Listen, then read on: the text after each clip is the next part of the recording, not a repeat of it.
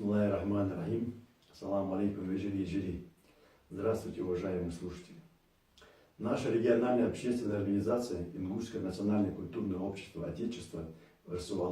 Даймок представляет законные интересы жителей пригородного района и города Владикавказа ингушской национальности. Драматические события, происходящие на территории Республики Ингушетия, нас не оставляют равнодушными, так как мы являемся частью ингушского народа. И судьба нашего народа нам не безразлична. Заключенное соглашение 26 сентября 2018 года между главами Чеченской Республики и Республики Ингушетия было сделано, как заявил глава Республики Ингушетия, тайно, без учета мнения народа, в нарушении Конституции Республики Ингушетия. Вне всякого сомнения, чеченцы и ингуши – один народ. Земля, переданная властям Чеченской Республики, не нужна чеченскому народу без братских отношений с ингушским народом.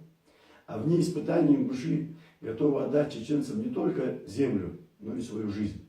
Так было и так будет, иншаллах. Внесенный главой Республики Ингушетия в парламент законопроект, исключающий право народа на референдум, ставит под угрозу само существование республики ингушского народа.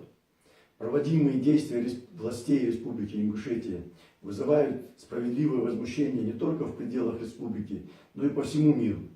Проводимые массовые репрессии в отношении представителей протестного движения усугубляют и без того тяжелую ситуацию республики. Впервые в истории ингушей молодой человек, пусть даже облеченный в судейскую мантию, вынес решение заключить старца под арест. Образовывается глубокая пропасть между народом и властью. В связи с событиями с осени 2018 года мы заявляем свое отношение к происходящему. Осуждаем заключенное соглашение о установлении границ между Чеченской Республикой и Республикой Ингушетия. Осуждаем внесенный главой Республики Ингушетия законопроект в парламент о референдуме. Осуждаем проводимые властями Республики Ингушетия преследования по политическим убеждениям. Призываем власти Республики Ингушетия прекратить преследование и освободить всех заключенных под стражу, связанных с протестами. Призываем начать открытый диалог с лидерами протестного движения. Призываем молодежь не делать ничего противозаконного и действовать в рамках закона. Пусть Аллах поможет нашему народу. Совет региональной общественной организации Ингушское национальное общество Отечества Даймок.